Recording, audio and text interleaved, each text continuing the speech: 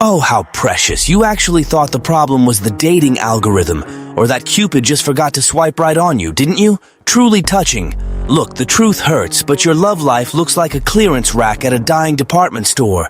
Everything is 50% off, and still, nobody wants to take you home for free. This is for people with a backbone, not for snowflakes who melt the second they're left on red. Seriously, look at your performance.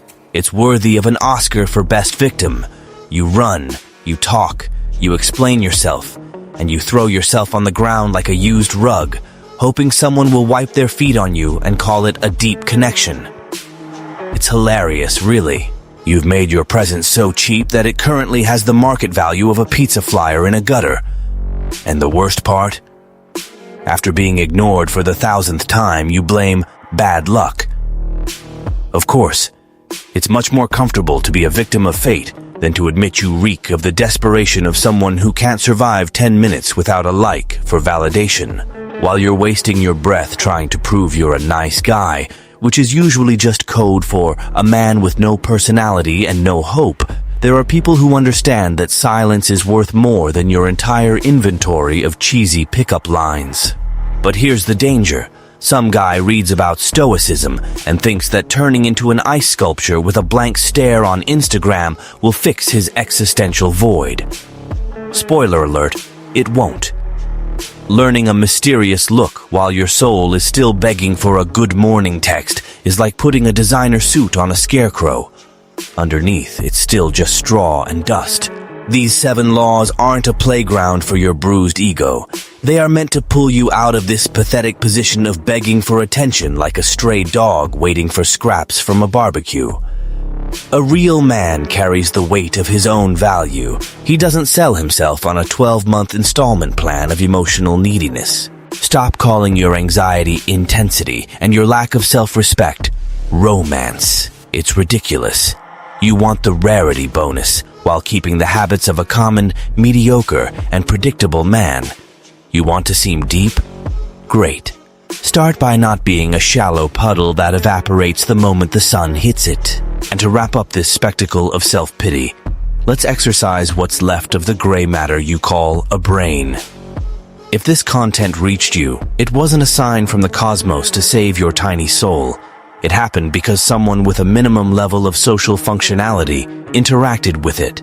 But here you are, sitting there with a face like you, just found out Santa isn't real, consuming everything for free like the world is your personal waiter.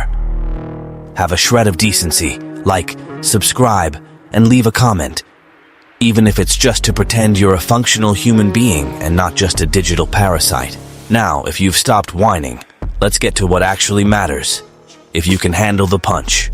Number 1. The law of silence that speaks louder than urgency. A man in a hurry speaks like someone chasing his own value.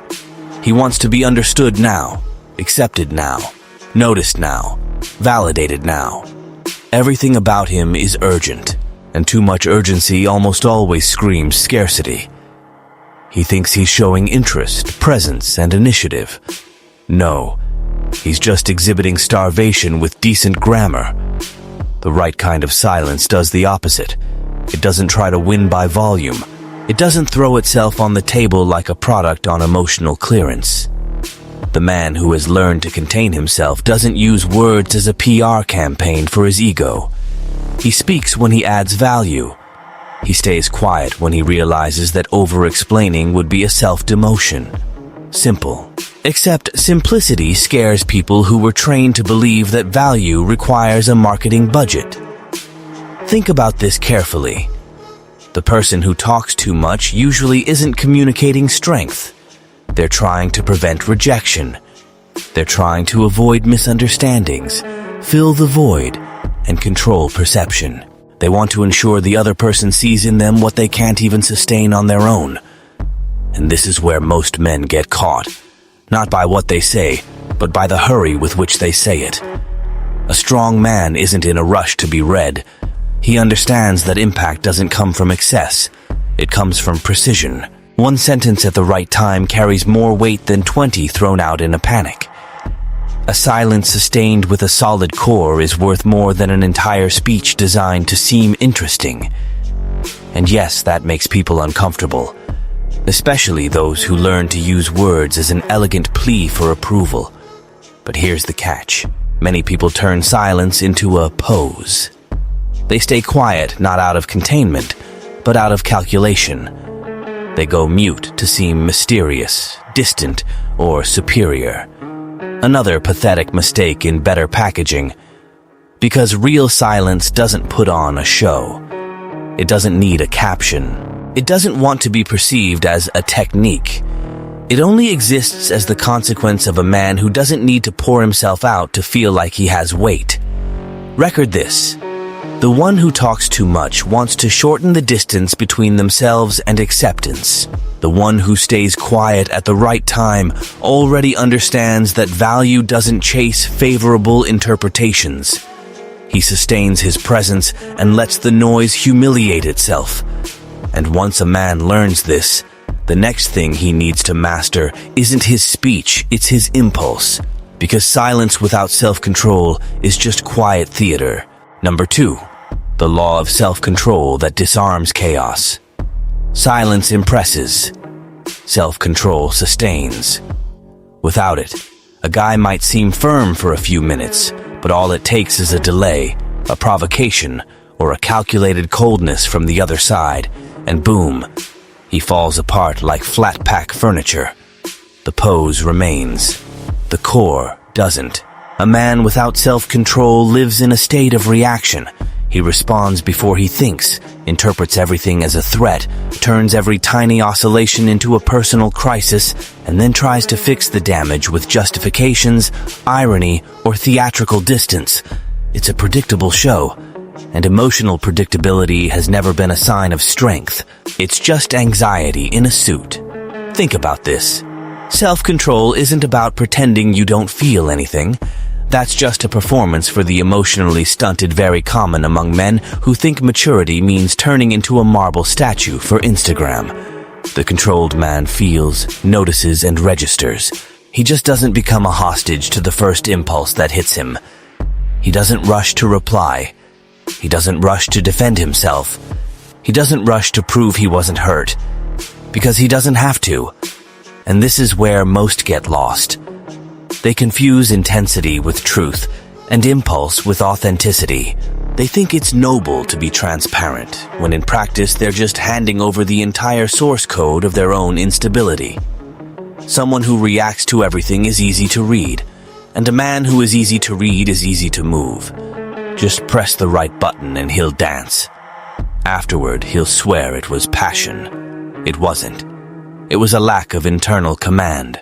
The Stoic man disarms chaos because he doesn't feed the noise at the speed the noise demands. He breaks the circuit. He holds his own hand before it writes too much, responds too much, or exposes too much. This changes the entire game because the world is used to men governed by urgency. When it finds one who decides before he explodes, it's taken aback, and it respects him. But here is the most important detail. Self-control isn't for looking superior. It's for not sabotaging yourself. A strong man doesn't hold back a reaction to punish the other person. He holds it back to avoid diminishing himself. That difference might seem small to those living for the pose, but it changes everything. One uses control to maintain dignity. The other uses control to set a trap. One builds presence. The other manufactures tension and calls it depth. Record this. He who cannot control his impulse becomes a slave to his environment. He who can begins to alter the environment without making a sound. And when a man learns not to react on his anxiety's timeline, he discovers a weapon even more powerful than silence, the right kind of absence. Number 3, the law of absence that multiplies presence. A man who is too available becomes background noise. He's always there, always ready, always accessible, always predictable. In the beginning, he calls this consistency. Later, he calls it bad luck. In the end, he calls it injustice, because he won't accept the humiliating truth that his own misplaced abundance killed his impact. Absence isn't a trick. It's a consequence. A man with a mission cannot be on emotional standby. He doesn't offer himself 24/7 because his life doesn't revolve around being remembered. He has work, focus, standards, silence, and an internal world. His presence carries weight specifically because it isn't dumped onto every scene like water from an open tap. Look at this closely. The needy man's mistake is thinking that constant presence generates constant value. It doesn't. It generates habit. And habit in the wrong dose erases contrast. People get used to your availability, your speed, your readiness, and your ease. And what is always easy to access is almost never felt deeply. It is consumed, then forgotten. This is where most lose their way. They confuse absence with mind games and presence with proof of value. So they either become a childish ghost who disappears to cause anxiety, or an elegant servant who shows up too much to prove interest. Both extremes are equally pathetic. The strong man does neither. He doesn't disappear to be hunted. He simply doesn't deliver himself like a shelf-stable product. When absence comes from a real life, it multiplies presence effortlessly, because that which isn't there all the time occupies more space in the memory, not through manipulation, but through contrast, density, a lack of saturation. The man who knows how to exit the stage without a fuss leaves a trace that the over-available man never can. The trace of someone who didn't need to be there every second to be felt. But here's the problem. Many people hear this and immediately think of strategic ghosting, responding late, or dosing attention like poison. Pathetic. An absence that needs to be calculated is already rotten. That's not value, it's theater with a schedule. The right kind of absence isn't staged, it's lived. It comes from the simple fact that your life has enough weight that it doesn't bow down to every notification. Record this. Too much presence numbs. Absence with a core leaves a mark. And when a man understands he doesn't need to be constantly accessible to be remembered, he begins to touch the next law without even realizing it. Because the right distance creates something the hurried ones can never manufacture without looking ridiculous. Mystery. Number 4. The law of natural mystery. Forced mystery is a silent embarrassment. A guy thinks he looks deep when he actually just looks rehearsed. He gives short answers, smiles at the wrong intervals, poses as undecipherable, builds an entire character, and calls it presence. It's not. That's just neediness with art direction. Real mystery cannot be manufactured. It appears when a man has enough substance that he doesn't feel the need to explain himself all the time, when he doesn't open his soul in installments to buy attention, when he doesn't hand everything over at once for fear of losing someone's interest. A deep man doesn't make an effort to seem hard to read. He simply doesn't fit into a hurried reading. Think about this. A shallow man wants to be understood quickly because he depends on the immediate approval it brings. He wants to be decoded, accepted, fitted into a box, and praised. A deep man doesn't have that hunger. He says what's necessary, shows what he chooses to show, and leaves natural gaps because he's at peace with the fact that he isn't meant for fast food consumption. And that carries weight. It weighs because almost nobody today can handle having layers without wanting to subtitle them.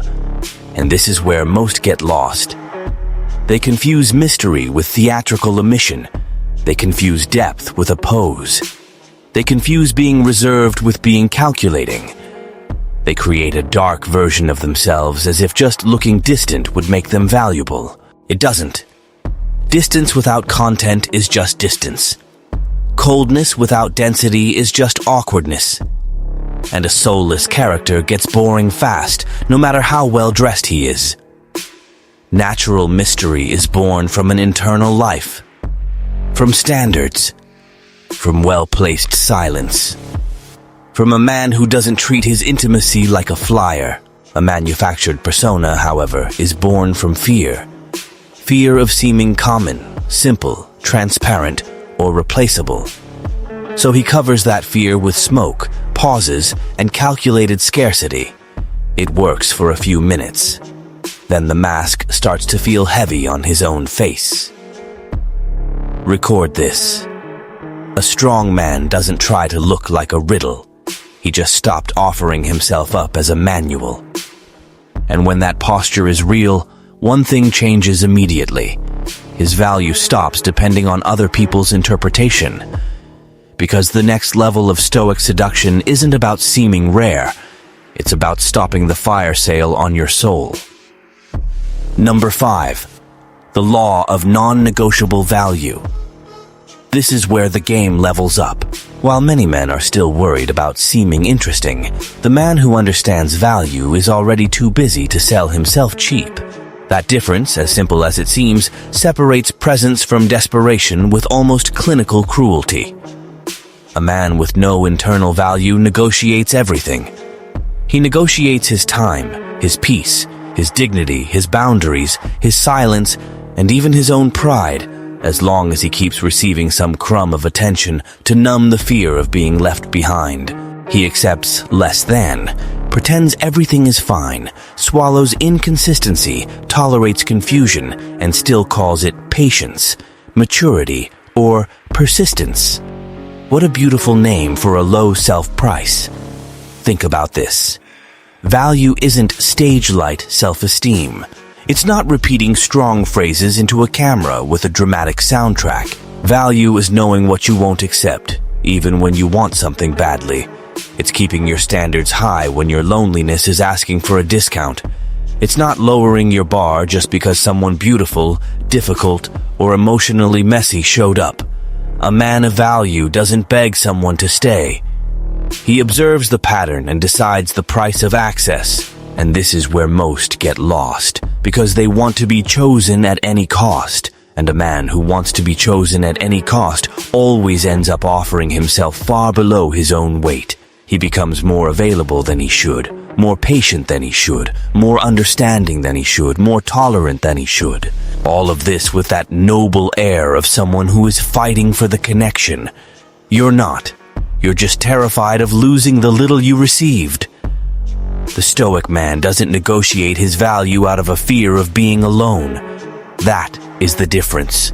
He can desire, he can invest, he can even insist once. But he doesn't dismantle himself to fit into a bond that requires self-abandonment as an entry fee. Because he realized something the desperate are still trying to avoid. Being chosen without respect costs way too much. Record this. He who accepts crumbs teaches the other person how to serve leftovers. He who sustains his value without shouting begins to change his own orbit. And once value is no longer for sale, time also changes its function. It stops being the enemy of anxiety and becomes the ally of precision. Number 6. The law of right timing. An anxious man ruins his own impact with almost admirable efficiency. He speaks too early, shows up too early, demands too early, gives himself away too early. Everything about him wants to accelerate something that hasn't even built a foundation yet. Later, when things fall apart, he blames the other person, the timing, fate, the moon, anything but his own rush. Of course, guilt never visits vanity without being poorly received. The Stoic man understands something simple and rare. Time isn't an empty interval. It's a tool. It's a reading. It's the power not to trample over what still needs to breathe. He knows that not every door should be forced, not every answer should be torn out, and not every connection grows at the speed of his anxiety. So he doesn't run. He observes. He measures. He feels the ground.